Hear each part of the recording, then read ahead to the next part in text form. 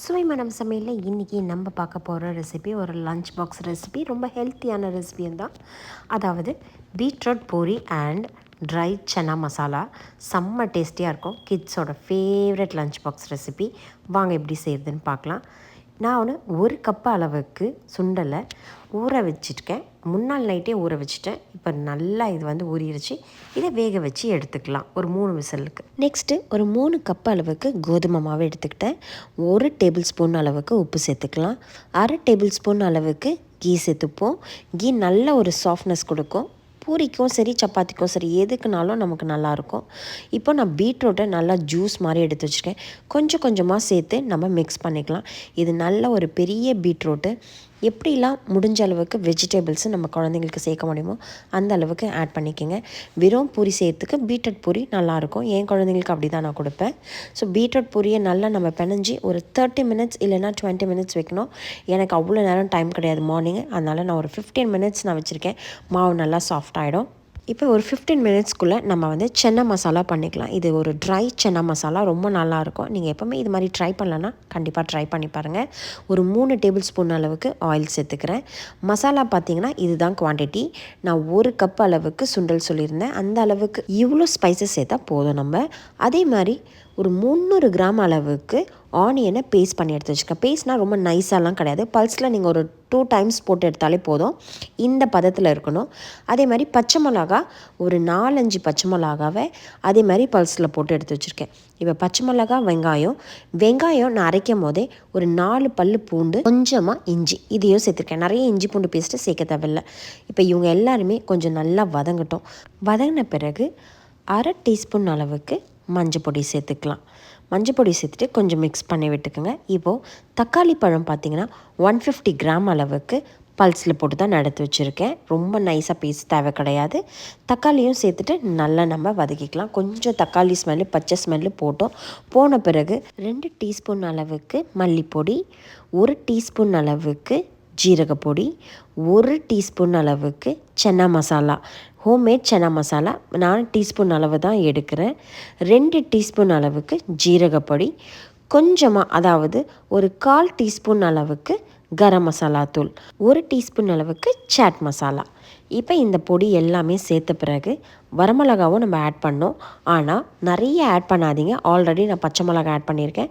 So Kashmiri red chilli பவுடராக நீங்கள் 2 teaspoon அளவுக்கு ஆட் பண்ணிக்கோங்க. இப்போ இவங்கள நல்லா நம்ம மிக்ஸ் பண்ணணும். இந்த ஸ்பைசஸ் பவுடர்லாம் கொஞ்சம் நமக்கு ஸ்மெல் நல்லா போன பிறகு இதில் உப்பு 1 டீஸ்பூன் அளவுக்கு ஆட் பண்ணிக்கோங்க. ஆல்ரெடி நான் 1 டேபிள் ஸ்பூன் அளவுக்கு சன்னா வேக வைக்கும் போதே ஆட் பண்ணிட்டேன். ஸோ உப்பு நம்ம ரொம்ப சேர்க்க வேண்டாம். நெக்ஸ்ட்டு பார்த்திங்கன்னா தயிர் 3 டேபிள் ஸ்பூன் அளவுக்கு எடுத்திருக்கேன். நல்லா கெட்டியான தயிராக எடுத்துக்கோங்க. இப்போ தயிர் சேர்த்த பிறகு இதோட ஸ்ட்ரக்சரே மாறிடும். நல்ல ஒரு ஸ்மெல் கொடுக்கும் உங்களுக்கு. இந்த டைமில் நம்ம வேக வச்ச சுண்டலை ஸ்பைசஸ் மசாலாவில் ஆட் பண்ணிக்கலாம். கொஞ்சம் சுண்டல் கொஞ்சம் குழஞ்ச மாதிரி இருந்தால் ரொம்ப நல்லாயிருக்கும் இதோட டேஸ்ட்டு. 2 விசிலுக்கு பதில் நீங்கள் ஒரு 3 விசில் விட்டிங்கன்னா நல்லாயிருக்கும். ஸோ நான் 3 விசில் விட்டுருக்கேன். கொஞ்சம் குழஞ்ச மாதிரி இருக்குது. இதில் நம்ம தண்ணி எக்ஸ்ட்ரா எதுவுமே ஆட் பண்ணல. நான் வேக வச்ச தண்ணி தான் ஆட் பண்ணியிருக்கேன். வேக வச்ச தண்ணி பார்த்திங்கன்னா கரெக்டாக 1.5 கப் அளவுக்கு இந்த தண்ணி ஆட் பண்ணியிருக்கேன். சென்னாவை சேர்த்துட்டு இதில் கொஞ்சமாக கொத்தமல்லி தழை போட்டுட்டு ஒரு 5 நிமிஷம் இல்லைன்னா ஒரு 7 நிமிஷம் கொதிக்க வைங்க. மோர் தென் எனஃப். ஏன்னா மசாலா எல்லாமே நல்லா தயிர் போட்டு நல்லா வதங்கி வச்சு மூக்கடலையும் நல்லா வெந்துடுது ஆல்ரெடி. ஸோ இதில் ரொம்ப வேகணும்லாம் இல்லை. ஒரு 7 நிமிஷம் இது வேகட்டும்.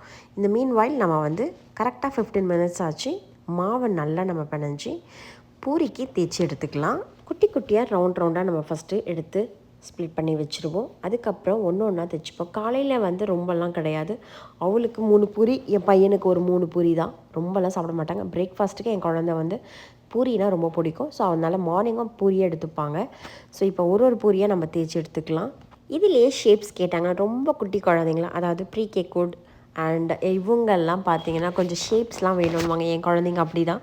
என்னோடய டாட்டர் 11th கிரேட் படிக்கிறாள். என்னோடய பையன் 7th கிரேட் படிக்கிறான். இப்போ அந்த மாதிரி ஷேப்ஸ்லாம் அவங்க கேட்குறதில்ல. என் பையனுக்கு அப்பப்போ எப்போனா ஹார்ட் ஷேப் பிடிக்கும். ஸோ அதெல்லாம் பொறுமையாக அந்த வீக்கெண்டில் செய்யும்போது பண்ணுவேன். மார்னிங் ஸ்கூல் போகும்போதெல்லாம் கஷ்டம், இது மாதிரிலாம் பண்ண முடியாது.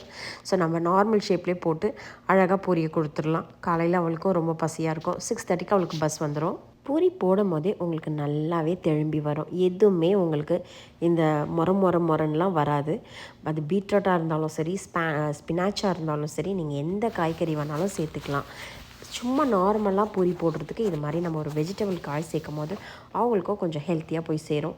இல்லை நீங்கள் சப்பாத்தி மாதிரி போட்டு கொடுத்தாலும் இந்த சன்னா மசாலாவுக்கு ரொம்ப பிடிக்கும். ஆனால் என் டாட்டருக்கு பூரினா சன்னா மசாலா அவ்வளோ இஷ்டம். என் ஹஸ்பண்டுக்கும் என் சன்னுக்கும் உருளைக்கிழங்கு கறினா ரொம்ப பிடிக்கும். ஸோ இவங்க 2 பேருக்கும் ஒன்றும் செய்ய முடியாது. எதனா ஒன்று சூஸ் பண்ண சொன்னேன். அதனால் இன்றைக்கி மசாலா பண்ணியிருக்கேன். பூரியும் பாருங்கள் அழகாக திரும்பி வருது.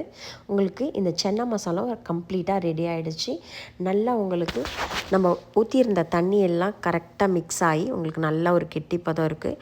கொஞ்சம் இந்த பூரியில் என்னென்னா, என்னோடய பசங்க சொல்கிறேன், ஹோல்ட் பண்ணி அதுக்குள்ளே இந்த சென்னாவை வச்சு அப்படியே சாப்பிடுவாங்க, சோலா பட்டூரா மாதிரி. ஸோ அதனால தான் இது மாதிரி கொஞ்சம் திக்காக பண்ணியிருக்கேன். உங்களுக்கு இன்னும் கொஞ்சம் தண்ணியாக வேணும்னா நீங்கள் தாராளமாகவே முன்னாடி ஸ்டேஜ்லேயே ஆஃப் பண்ணிக்கோங்க. இப்போ பூரி ஃபுல்லாகவே ரெடி ஆகிடுச்சு, சென்னாவும் ரெடி ஆகிடுச்சு. இது பிரேக்ஃபாஸ்ட்டுக்கு அவங்களுக்கு. லஞ்ச் பாக்ஸ் ரெசிபி சொல்லிட்டு அப்புறம் லஞ்ச் பாக்ஸில் வைக்கலன்னா அப்படி மத்தியானம் லஞ்சுக்கும் பூரியும் சன்னா மசாலா தான் வேணும்னு கேட்டாங்க. அதையும் ரெடி பண்ணியாச்சு. இவங்களுக்கு பிடிச்ச ரெசிபியை நான் பண்ணி கொடுத்துருக்கேன். உங்கள் குழந்தைக்கும் நீங்கள் இதே மாதிரி பண்ணி கொடுங்க. இந்த ரெசிபி உங்களுக்கு பிடிச்சதா மறக்காமல் எனக்கு லைக் பண்ணுங்கள், ஷேர் பண்ணுங்கள், கமெண்ட் செக்ஷன் சொல்லுங்கள். மறக்காமல் சப்ஸ்கிரைப் பண்ணிவிடுங்க. ஆரோக்கியமாக சாப்பிட்டு சந்தோஷமாக இருங்க. Thank you so much.